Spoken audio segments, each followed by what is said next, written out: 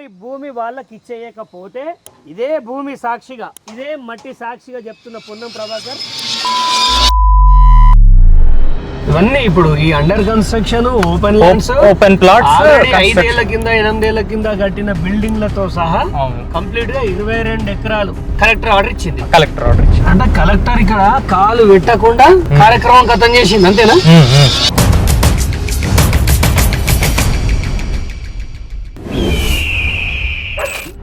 ఇప్పుడు దీన్ని తీయకపోతే బాగా ఇబ్బంది అవుతుంది. ఈ విషయం చాలా దారుణమైన విషయం.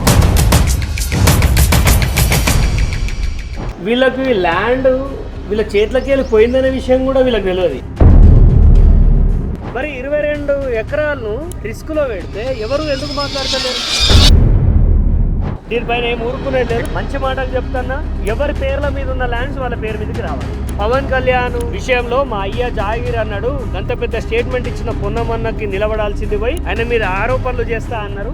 ఆ ఎదవ సన్నాసులకు చెప్తున్నాయి, మీ అన్న మీ ఇంట్లోకి వచ్చి మీ భూమి లేపితే తెలుస్తుందా బాధ? చాలా మంది అంటారు, చక్రధర్ గౌడ్ నువ్వు గౌడు కదా, మా పొన్న ప్రభాకర్ గౌడ్ వీళ్ళ బహుజన బిడ్డ కాదా, యాదవ్ కాదా, ఇదంతా వ్యవసాయం కాదా, ఈ బర్రెలు కాదా, వీళ్ళు చేసేది ఏంటి?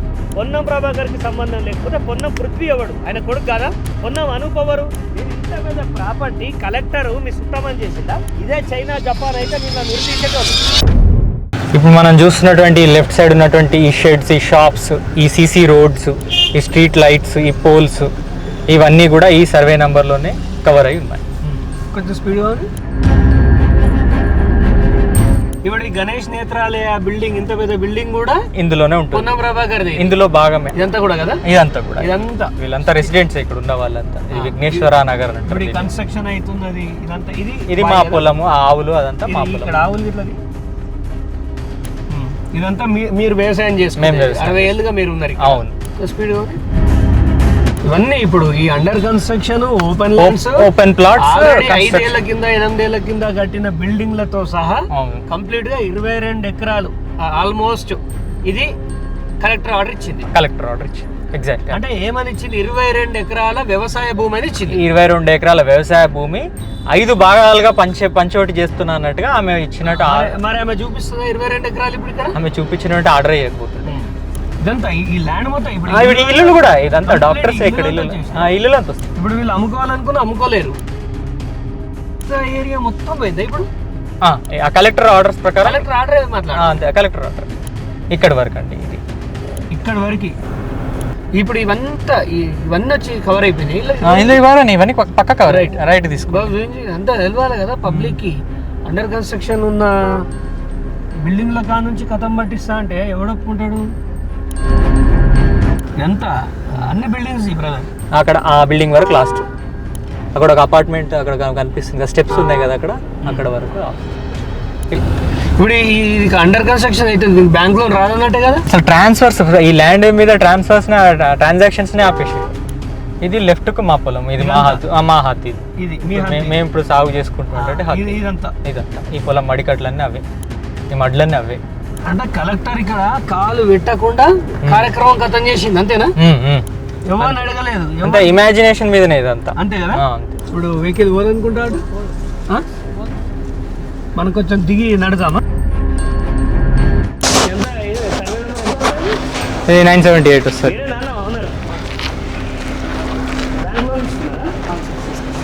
ఇప్పుడు మనకు రిజిస్ట్రేషన్స్ ఆప్ చేసిరు కదా, తీసుకున్నా. దాని గురించే ఇప్పుడు రిజిస్ట్రేషన్ చేస్తలేరు. రిజిస్ట్రేషన్ కాదు కదా, మీరు ఇట్లా చేస్తా కట్టుకుంటారు కదా, ఆ రిజిస్ట్రేషన్స్ ఆపేసారట కదా. ఇప్పుడు sir Balakrishna Reddy sir bank loan పోతే ఆడ రిజిస్ట్రేషన్ చేయమని చెప్పారట. అంటే నాది ఈ సార్ ఆల్రెడీ శాంక్షన్ అయిపోయింది అంతకుముందు. ఇది కలెక్టర్ ఆర్డర్ ముందు. ఇప్పుడు మీరు ఇది ఎవరికైనా విక్రయించాలనుకున్నా మీరు అమ్మలేరు. ఇది ఆర్డర్ ఉంది. ఇక్కడ వీళ్ళు కష్టపడి కాయ కష్టం చేసి రూపాయి పోగేసుకున్న వాళ్ళు వీళ్ళందరూ, వీళ్ళకి ల్యాండ్ వీళ్ళ చేతులకి వెళ్ళి పోయిందనే విషయం కూడా వీళ్ళకి తెలియదు. ఇది బాలాజీ రియల్ ఎస్టేట్ అనే వాళ్ళకి రిజిస్ట్రేషన్ అయిపోయింది. మరి వ్యవసాయ భూమిగా ఇప్పుడు ఇది మీది కమర్షియల్ బిల్డింగ్ కాదు. ఇది యాజ్ పర్ కలెక్టర్ రికార్డు మీది బాలాజీ రియల్ ఎస్టేట్ వాళ్ళకి రిజిస్ట్రేషన్ అయిపోయింది. ఇప్పుడు మీ కష్టం వచ్చి ఇల్లు అమ్ముదాం అనుకున్నా మీరు అమ్మలేరు. మీకు సింపుల్గా చెప్తున్నా. మీకు డౌట్ ఉంటే మీరు ఇమీడియట్గా రిజిస్ట్రేషన్ ఆఫీస్ పోయి ఈ సర్వే మీ సర్వే నెంబర్ ఎంత వస్తుంది? 978. ఇదిగోండి, ఇవి చెయ్యొద్దు అని చెప్పేసి to sub registrar Siddipet Telangana request to stop registrations of plots in Mittapalli village regarding my land ownership.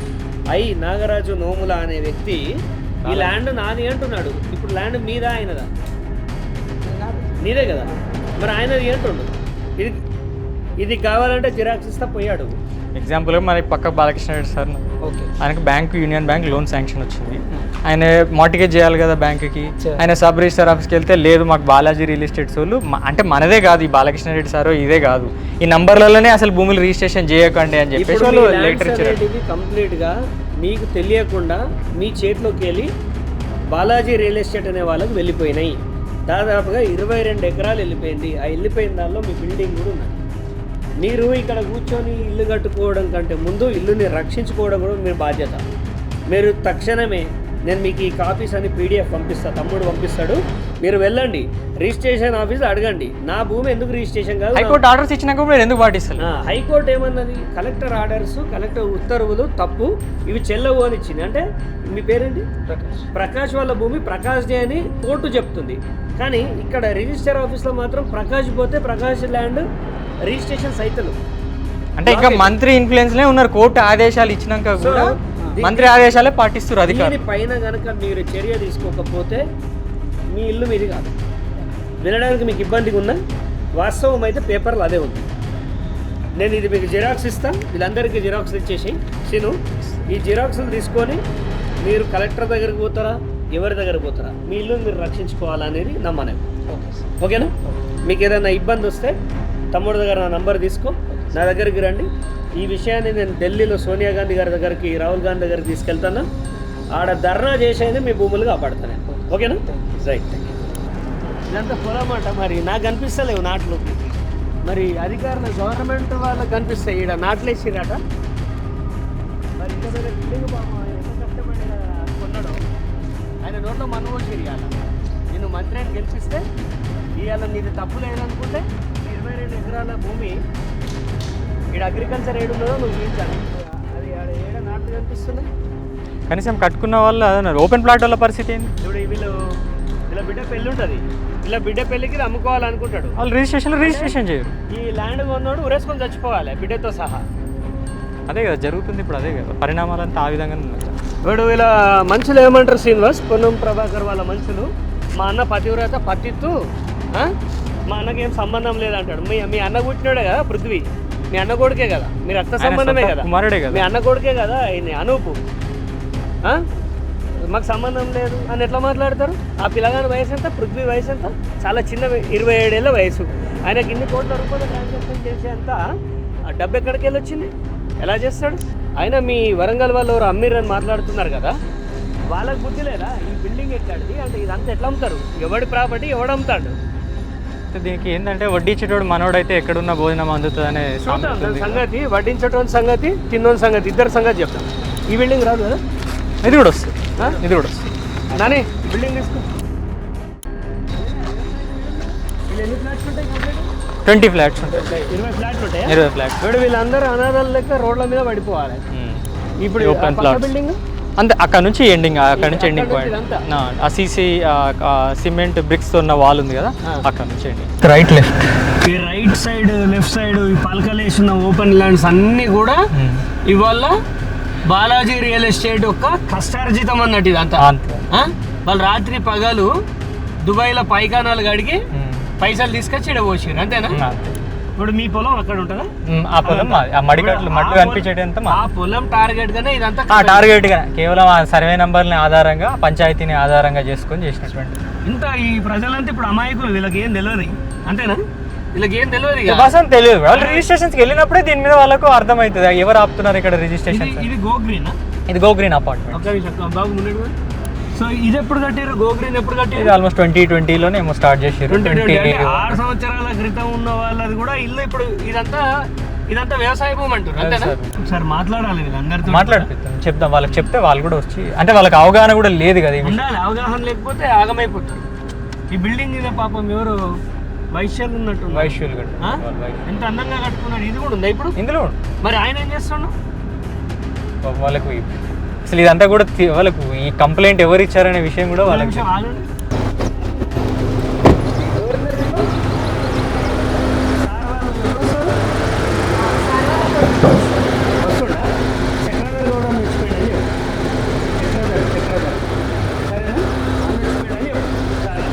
అయినా వీళ్ళు ఇంత చలనం లేకుండా ఇంత సైలెంట్గా ఎట్లుంటారు నాకు అర్థం కాదు. ఇప్పుడు సమస్య అంతా ఓపెన్ ప్లాట్స్ వాళ్ళకే ఎక్కువ ఇప్పుడు, ఎందుకంటే అమ్మడము కొనడము లోన్ తెలుసా వెలుగుమట్లలాగానే ఉంది. వాళ్ళు రిజిస్ట్రేషన్స్కి వెళ్తే వాళ్ళందరి పరిస్థితి తెలుస్తుంది. ఇప్పుడు దీన్ని తీయకపోతే బాగా ఇబ్బంది అవుతుంది. ఈ విషయం చాలా దారుణమైన విషయం. ముందు కానీ ఇంత పెద్ద ల్యాండ్ తీసుకుంటే ఆయనకు ఆ ప్రభుత్వం ఆయనను భర్తరాజు చేయకుండా తెచ్చుకుంటుందో నాకు ఇంకా అర్థమవుతుంది.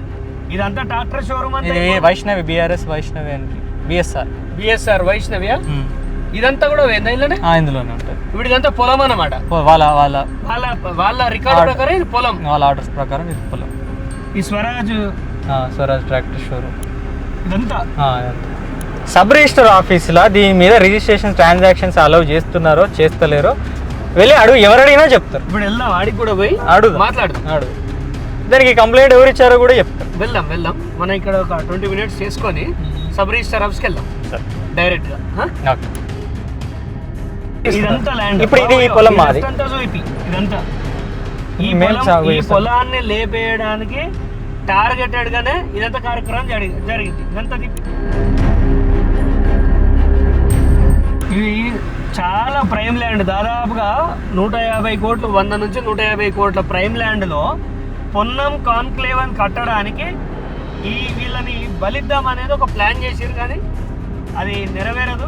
ఆ గణేష్ నేత్రాలయాన్ని అంత పెద్ద బిల్డింగ్ అనిపిస్తుంది, అది కూడా వ్యవసాయ భూమి అని అధికారులు ఇస్తే ఇక చైనా అయితే మాత్రం వీళ్ళని ఉరిదిస్తుంది. ఈ మీనాక్షి ట్రేడర్స్ ఇదంతా కూడానా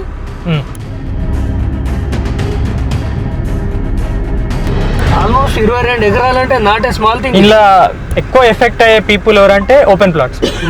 దీని మీద ఎంత పెద్ద ఎంక్వైరీ జరగాలంటే ఇప్పుడు క్రిమినల్ కేసులు పెట్టాలి దీంట్లో. ఆయన మంత్రి అధికారంలో ఉన్నవారికి ఎవరెదురు తిరుగుతున్నారు. నేను ఎందుకు తిరగారు చూపిద్దాం కదా, వాళ్ళనే అడుగుదాం. అవును సార్ వాళ్ళు ఇచ్చిర్రు అనేది జనానికి తెలియాలి కదా. హైకోర్టు ఆర్డర్స్ని పోనీ ఇచ్చినా కూడా హైకోర్టు ఆర్డర్స్ అయితే కంప్లై కావాలి కదా, మీరు ఆర్డర్స్ అన్న పాటించాలి కదా. వీళ్ళకి సంబంధించిన వీళ్ళు ఏదో ఇవాళ వచ్చి కలిసింది కాదు, యావులు ఇవాళ టీ కాదు. ఈ కొట్టం కూడా 50 ఏళ్ళ కొట్టం ఇది. ఇప్పుడు శ్రీనివాస్ ఈ భూమిని కొట్టేయడానికి వేసిన ఒక ప్రయత్నంలో భాగంగానే ఈ 22 ఎకరాలను చూసి చూడకుండా 30 ఏళ్ళ రికార్డు మాయం చేసి డైరెక్ట్గా శ్రీ బాలాజీ రియల్ ఎస్టేట్స్కి ఎక్కించారు. అంటే మీకు చుట్టాలు ఎవరైతే ఉన్నారో మీరు రక్త సంబంధం దాన్ని పార్టీషన్ చేసి ఆ పార్టీషన్ ప్రకారం రికార్డు చేశారు. ఆ పార్టీ ఇది బాయ్ అక్కడ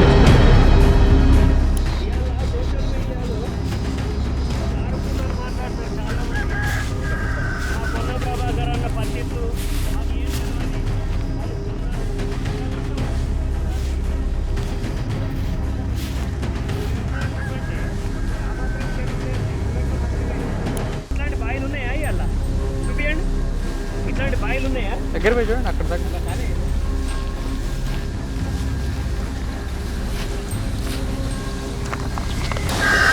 ఈ చుట్టుపక్కలంతా బిల్డింగ్ ఓవరాల్ గా 8 ఎకరాలు 30 గుంటలు మాత్రమే వ్యవసాయ భూమి ఉంది. మిగతా ఎక్కడ కూడా ఇంచు కూడా వ్యవసాయ భూమి లేదు. ఇదంతా మనం వ్యవసాయం చేసేదేనా? మీరు అది ఎవరైనా అడిగినా చెప్పి పక్క పంట వాళ్ళు ఎవరైనా కెమెరాలు కూడా ఉన్నాయి. ఇది మీరు తప్ప ఇప్పుడు ఇంకా ఎవరు లేరు. మీ ముగ్గురు పాలు ఉన్నదా? ఇలా ముగ్గురు, మా తాతగారికి మేము ముగ్గురము, ఇద్దరు చిన్నాన్నలు. సరే ఆడపోయి మాట్లాడదాం. ఇక శ్రీనివాస్కి 8 ఎకరాల 30 గుంటలు ఏదైతే ఉందో ఆ విషయం దీన్ని కొట్టేసే క్రమంలో అధికారులు కళ్ళు మూసుకొని ప్రవర్తించి దాదాపుగా 22 ఎకరాలు బాలాజీ రియల్ ఎస్టేట్స్కి వేసారు. అంటే ఇప్పుడు అక్కడ ఉన్న గణేష్ నేత్రాలయ బిల్డింగ్ అట్లా ఉన్నది, కానీ ఆన్ రికార్డ్స్ ఏముందంటే అగ్రికల్చర్ ల్యాండ్ అని ఉంది. ఇప్పుడు ఆయన బ్యాంకు లోన్ పోదామన్నా బ్యాంకు లోన్ పోలేడు, పరిస్థితి లేకుండా అమ్ముకుందామన్నా ఆయన అమ్ముకోలేడు. మరి 22 ఎకరాలను రిస్క్లో పెడితే ఎవరు ఎందుకు మాట్లాడతలేరు? అంటే ఇక్కడ దాదాపు ఒక 150 కుటుంబాలు ఉంటాయి అపార్ట్మెంట్స్లో, ఒక 200 వరకు ఉంటాయి. ఎక్కువనే ఉంటాయి. ఒక 200 అంటే ఒక 1000 మంది ఎఫెక్ట్ అయ్యే పరిస్థితి ఉంది ఇక్కడ. పోనీ వీళ్ళు ఏదో ఎవరి దయ మీదనో డబల్ బెడ్రూమ్లు గవర్నమెంట్ ఇస్తే ఇందిరా మిల్లులు తీసుకున్నారు కాదు, వీళ్ళంతా వీళ్ళ రూపాయి పోగేసి ఎన్నో ఏళ్ళు కష్టపడితే జాగా తీసుకొని రూపాయి కూడా పెడితే ఇల్లు కట్టుకున్నారు వీళ్ళు. ప్రైవేట్ బ్యాంకుల నుంచి లోన్ తీసుకున్నాడు అన్న. ఇలా భూభారతిలో కొడితే ఆయన భూమి ఏమైనా వస్తుంది?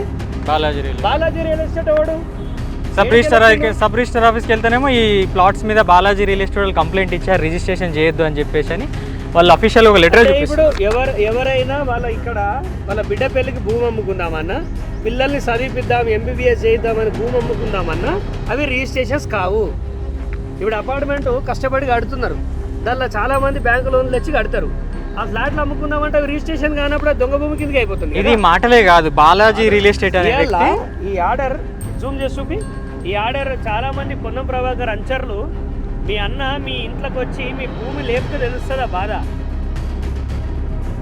చాలా మంది అంటారు చక్రధర్ గౌడ్ నువ్వు గౌడు కదా, మా పొన్నం ప్రభాకర్ గౌడు వీళ్ళ బహుజన బిడ్డ కాదా, యాదవులు కాదా, ఇదంతా వ్యవసాయం కదా, ఈ బర్రెలు కదా, వీళ్ళు చేసేది ఏంటి అని సబ్జెక్ట్ చూడండి. Request to stop registrations of plots in Mittapalli village regarding my land ownership. ఇంకా టైటిల్ అని ఎలా పెట్టాడు, రిగార్డింగ్ మై ల్యాండ్ ఓనర్షిప్. ఏడికెళ్ళి వచ్చింది నీకు మై ల్యాండ్?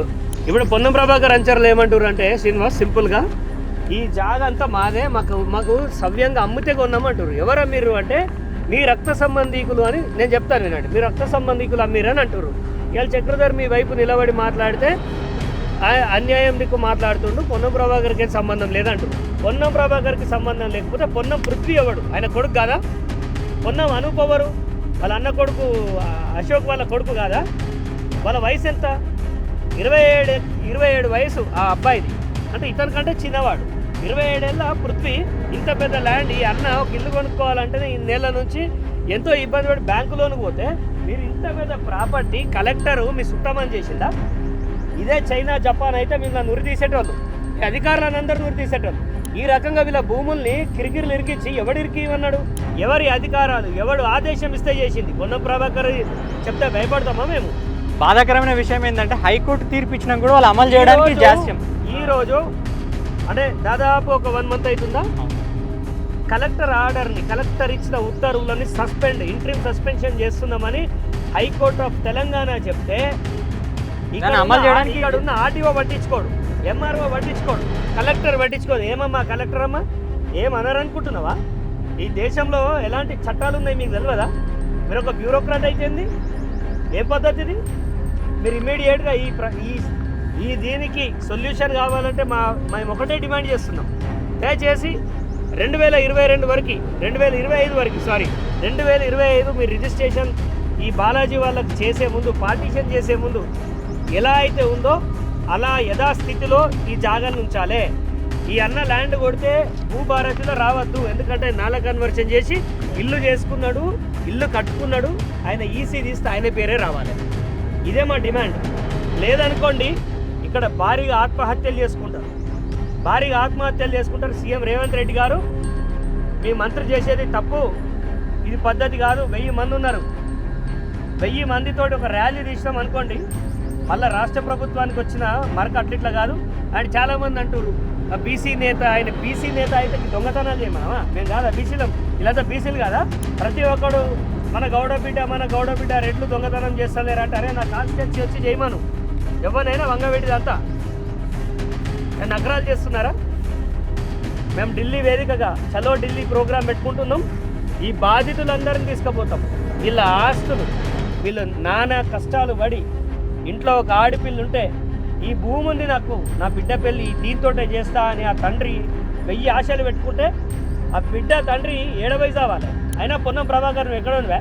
కరీంనగర్ ఓని ఉస్మాబాద్కి వచ్చినావు. సరే నువ్వు మంత్రి అయినావు, మా కోసం కాలే. మీ మీద మేము ఒక్కటే చెప్తున్నాం, ఈ ల్యాండ్ వీళ్ళదా, బాలాజీ రియల్ ఎస్టేట్ అన్నదా, వరంగల్ పార్టీదా? ఒక హై లెవెల్ సిట్టింగ్ జడ్జి తోటి ఎంక్వైరీ చేపించి మాకు నిజ నిర్ధారణ చేయాలి ఇవ్వండి అని. దీనిలో వెంటనే పొన్నం ప్రభాకర్ని బర్తరఫ్ చేయాలి. బర్తరఫ్ చేయకపోతే మాత్రం ఈ ఉద్యమం అనేది ఆగదు. దీన్ని పొలిటికల్ అనుకోండి, ఏదన్నా అనుకోండి. ఎదవాళ్ళు కొంతమంది ఏమంటున్నారంటే మేము పొన్నం ప్రభాకర్ని అన్యాయంగా బంధం చేయాలి. ఇవాళ ఈ నోముల నాగరాజు ఎవడు? నాగార్జున ఎవరు? పొన్నం పృథ్వీ ఎవడు? పొన్నం అనూప్ ఎవరు? నీ ఏం లేదే ఇదంతా జరిగిందా? మంత్రి చెప్తే ఆగ మేఘాల మీద ఎంబడి ఎగిరితం మీద పనులు చేస్తారు. కోర్టు ఆర్డర్ ఇస్తే మాత్రం నత్తనడక మీద పని చేస్తారు. దీనిపైన ఏం ఊరుకునేది లేదు. ఎక్కడ లేని జాడ్యం చేస్తారు. జనానికి ఒక క్లారిటీ కావాలి. ఇప్పుడు ఏమంటారు అంటే పవన్ కళ్యాణ్ విషయంలో మా అయ్య జాగీర్ అన్నాడు, అంత పెద్ద స్టేట్మెంట్ ఇచ్చిన పొన్నమన్నకి నిలబడాల్సింది పోయి ఆయన మీద ఆరోపణలు చేస్తా అన్నారు. ఆ యదవ సన్నాసులకి చెప్తున్నా, ఎవడెవడైతే ఆరోపణ అని మాట్లాడుతారో నేను ముక్కు నాలుగు రాస్తా. ఇలా వాళ్ళ తప్పు లేదని చెప్తే నేను రాజకీయాలకు వెళ్ళి మొత్తం జీవితంలో రాను, జీవితంలో సిద్దిపేటకి రాను. నేను ఇంత బహిర్గతంగా ఛాలెంజ్ చేస్తున్నాం. ఈ కనిపించే డాక్యుమెంట్లన్నీ ఏంది? ఇవన్నీ ఎవరు తయారు చేసాడు? మేము తయారు చేసామా? నీకు భజన చేసుకోవాలనిపిస్తే పోయి మీ అన్న కాళ్ళు విసుకోరా భయ్. నీ అమ్మది పుస్తెల్లే తెంపి ఒక చైన్ స్నాచర్ గారు తెంపకపోతేనే నీ పానమంతా కొట్టుకుంటుంది. 1000 మంది ఆడవాళ్ళిడా, 1000 కుటుంబాలు. దీనిపైన బాధ్యత లేని బేవర్సన కొడుకులు కాంచా బ్యాచ్ ఎవడేం మాట్లాడినా ఏ పవన్ కళ్యాణ్ ఇష్టతోడు మాకు సంబంధం లేదు. మాది జీవన మరణ సమస్య, మాది అస్తిత్వ పోరాటం. మా భూమి మాకు కావాలి. మా భూమి ఇవ్వకపోతే మాత్రం పొన్నం ప్రభాకర్ నీ డ్రామాలు ఆపేసాయి. తెలంగాణను అయ్యా జాగిరా అంటున్నావు. నీ అయ్యా జాగిరా అనుకునే కావచ్చు ఈ భూమిలోకి వచ్చినావు.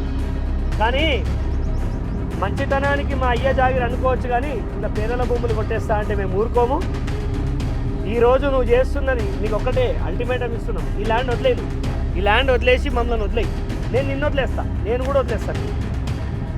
నువ్వు ఈ టాపిక్ మొండిగా పోతే ఈ మధ్య కేంద్ర మంత్రికి ఇట్లే మొండిగా పోయి పాపం ఆయన చాలా కష్టాలు పడ్డాడు. ఎవరినో కాపాడుదామనే క్రమంలో ఆయన చాలా ఇబ్బంది పడ్డాడు. తర్వాత నువ్వే ఆయన విషయంలో నేను మాట్లాడలే, కానీ నిన్ను మాత్రం చీల్చి చెండాడుతా. ఈ ల్యాండ్ వదిలేయకపోతే మాత్రం ఊరుకునేట్లేదు. హుస్నాబాద్లో గ్లాస్ బ్రిడ్జ్ కట్టుకోనీకి, లవ్ గుర్తులు పెట్టుకోనీకి ఇక్కడ పేదల భూములన్నీ పోతున్నాయ్యా. నువ్వు హుస్నాబాద్లో గ్లాస్ బ్రిడ్జ్ కట్టి ఆడ వడ్లార పోసుకోమంటావు ఏంటి? నువ్వు ఏం చేస్తావో తెలియదు. నువ్వు కలెక్టర్కి చెప్తావా, చీఫ్ సెక్రటరీకి చెప్తావా, పోయి రేవంత్ రెడ్డి కాలు మొక్తావా? మా భూములు మాకు కావాలి, మా భూములు మాకు ఇవ్వకపోతే నీ జీవితంలో ఊహించవు, నీ జీవితంలో ఊహించవు. రాజకీయంగా నీకు బతుకు లేకుండా చేస్తాం. ఢిల్లీ వెళ్దాం. ఢిల్లీలో నేను మాట్లాడే వాళ్ళతో మాట్లాడినా రాహుల్ గాంధీ దగ్గర నాకు కావాల్సిన వాళ్ళు చాలామంది ఉన్నారు. వాళ్ళ ఇంటి ముందర ధర్నా చేస్తా బిడ్డ. నీ సంగతి చూస్తాం.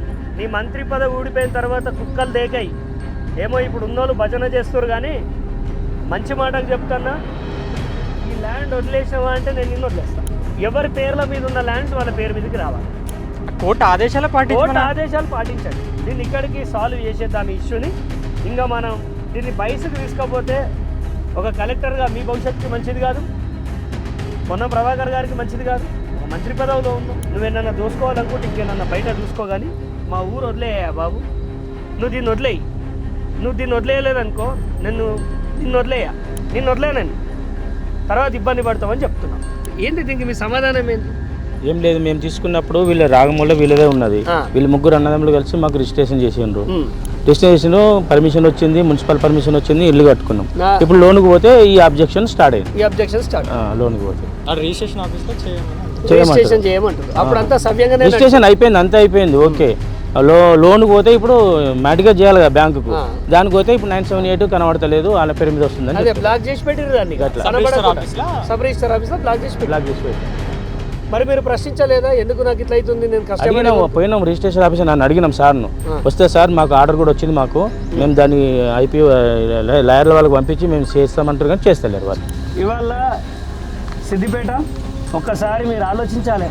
ఇవాళ వీళ్ళకి వచ్చిన కష్టం మాకెందుకు లేదంటే రేపు మీ అందరికి వస్తుంది. మన ఊరు శ్రామికుల ఊరు సిద్దిపేట. ఎవరిని జోలి పోం మనం. మన బతుకులేందో మనం బతుకుతాం. అలాంటి మన వాళ్ళకు ఒకరికి కష్టం వచ్చిందంటే ఖచ్చితంగా మనం అంతా నిలబడాల్సిన అవసరం ఎంతైనా ఉంది. వాడెవడు భూమి మీదకి వెళ్ళి 10 కాళ్ళు వేసుకొని పుట్టలేదు భయపడనీకి. పోరాడితే పోయేది ఏం లేదు. చక్రధర్ నీ ముందడుంటాడు. రాజకీయం అనుకోండి, వేరే ఏదన్నా అనుకోండి. ఇప్పుడు ఇది మీ ఇల్లు?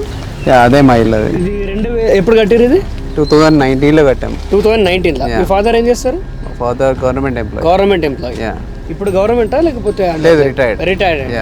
సో ఆయన సేవింగ్స్ తోటి ఇల్లు కట్టుకున్నాడు ఆయన 2019లో. ఇది ఇల్లు ఎప్పుడు మీరు అంటే జాగా ఎప్పుడు కొన్నారు? అరౌండ్ 2004. అంటే 25 ఏళ్ల క్రితం కొన్నారు. అవునవును. 25 ఏళ్ల క్రితం కొన్న జాగా ఇవాళ ఏం చూపిస్తుందంటే భూభారతిలో అగ్రికల్చర్ ల్యాండ్ అని చూపిస్తుంది, అంటే మీది కాదు అని.